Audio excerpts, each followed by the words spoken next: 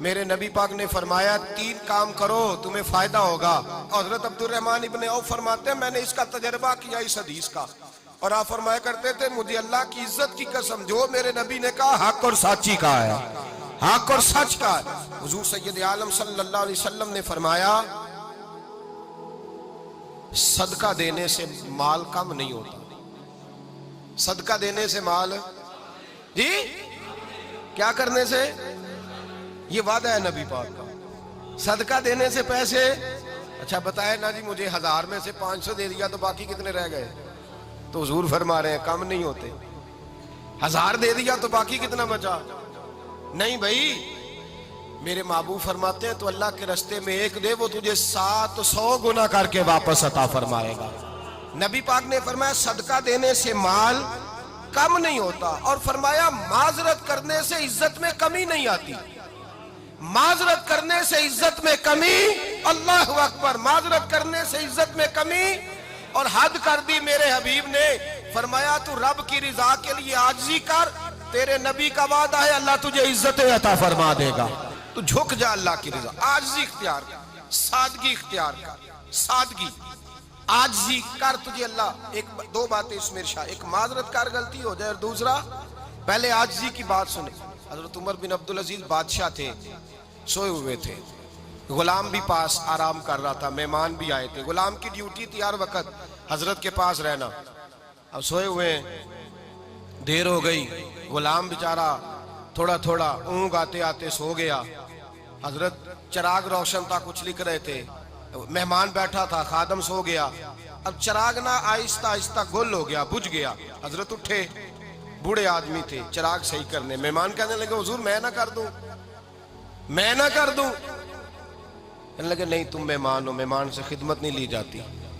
تو اس نے کہا غلام کو جگائیے. فرمانے لگے ابھی تو بیچارہ سویا ہے, اور نیند سے بیدار کر دوں. خود گئے, اس میں تیل دوبارہ ڈالا, بتی ٹھیک کی, جلائی, واپس آ گئے. وہ مہمان, اب بادشاہ کا مہمان بھی تو کوئی بادشاہ ہی ہوگا نا. کہنے لگا حضور آپ اپنے کام خود کرتے ہیں, کیا لفظ ہے, کیا حسن ہے, اور 2 جملوں میں کیا تاثیر ہے. آپ فرمانے لگے ہاں میں اپنے کام خود کرتا ہوں. جب میں گیا تھا تب بھی عمر بن عبدالعزیز ہی تھا, اور جب چراغ صحیح کر کے واپس آیا ہوں تو پھر بھی عمر بن عبدالعزیز ہی ہوں. میرے اندر کوئی تبدیلی آئی, میں وہی ہوں جو گیا تھا. حضرت سیدنا فاروق اعظم رضی اللہ تعالیٰ عنہ فرماتے میں بیٹھا تھا, اور ابھی 3 دن ہوئے تھے نبی پاک صلی اللہ علیہ وسلم کے وصال ظاہری کو. میں بیٹھا ہوا تھا, 2-3 بچیاں آ گئی, اور حضرت ابوبکر صدیق رضی اللہ تعالیٰ عنہ کے سامنے آ کے بیٹھ کے رونے لگی. جناب صدیق اکبر رضی اللہ تعالیٰ عنہ کا بچیوں روتی کیوں ہو؟ تو کہنے لگے آپ خلیفہ بن گئے ہیں. جب سے ہمارے ابا کا انتقال ہوا تھا ہمارا ذریعہ معاش یہ تھا کہ ہم نے بکریاں رکھی ہوئی تھی. آپ روز آتے تھے, بکریوں کا دودھ دھوتے تھے, ہم پی بھی لیتی تھی, بیچ کے گزارا بھی کر لیتی.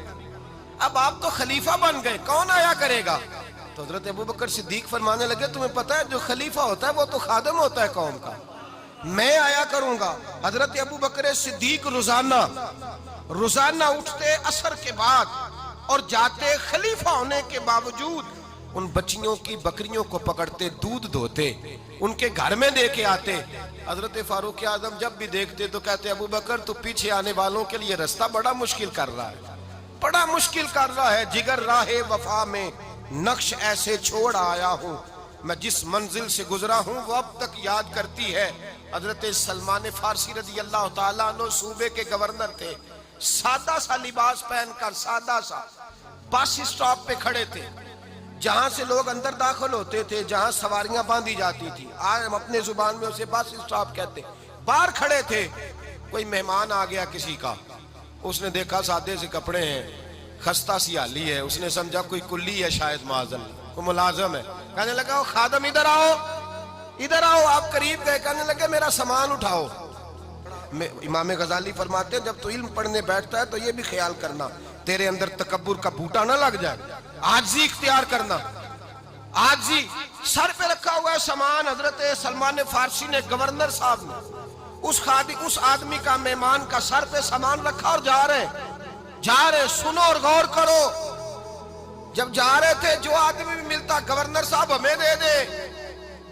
مہمان پریشان ہو گئے, کہنے لگے حضور آپ گورنر ہیں؟ فرمانے لگے نہیں, یہ تو میرا دنیا داری کا نام ہے جو ان لوگوں نے رکھا ہوا ہے، اصل میرا نام وہی ہے جو تو نے لے کے پکارا ہے، اصل نام وہی ہے۔ تو نے کہا غلام ادھر آ، آپ فرمانے لگے پہلے میں ایک یہودی کا غلام تھا، پھر رب تعالیٰ نے فضل کیا تو میں محمد عربی کا غلام ہو گیا، رسول اللہ کا غلام ہو، اور جب میں نبی پاک کا غلام ہوا ہوں تو اس سارے صوبے کا امام ہو گیا ہوں، تو اصل تو میں غلام ہی ہوا نا۔ دوسرا میرے نبی پاک صلی اللہ علیہ وسلم نے ایک تو عاجزی سے عزت ملتی ہے، تکبر سے عزت، وہ جو بندہ جھجکتا ہے نا تیرے نیڑے جانے سے، تو کہتا ہے میری بڑی عزت کرتا ہے، وہ عزت نہیں کرتا۔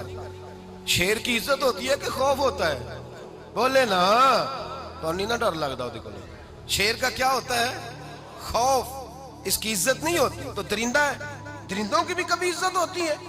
تو جو آدمی ڈنڈے کے زور پر لٹکا کے ڈنڈا اور وہ لوگوں سے عزت کرا رہا، تو بھائی یہ تیری عزت نہیں ہے، تیرا خوف ہے۔ عزت عاجزی میں ہے، انکساری میں ہے۔ اور دوسرا میرے نبی پاک صلی اللہ علیہ وسلم نے فرمایا عزت معاف کرنے میں ہے۔ عزت کس چیز میں ہے؟ بدلہ لینے میں عزت، یہ حقائق ہے۔